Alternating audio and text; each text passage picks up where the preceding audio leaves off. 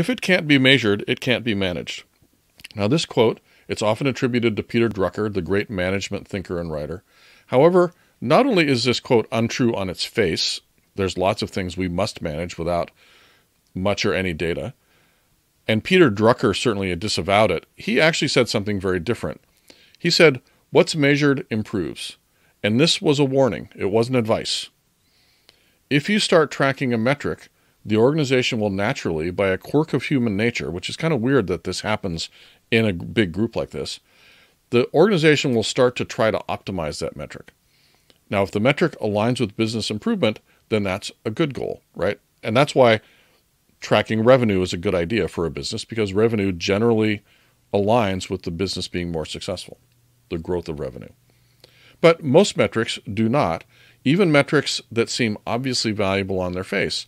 And you're probably familiar with this concept of vanity metrics, like the number of website visits, for example. And it seems like a priori that having the number of website visits go up over time is a desirable outcome.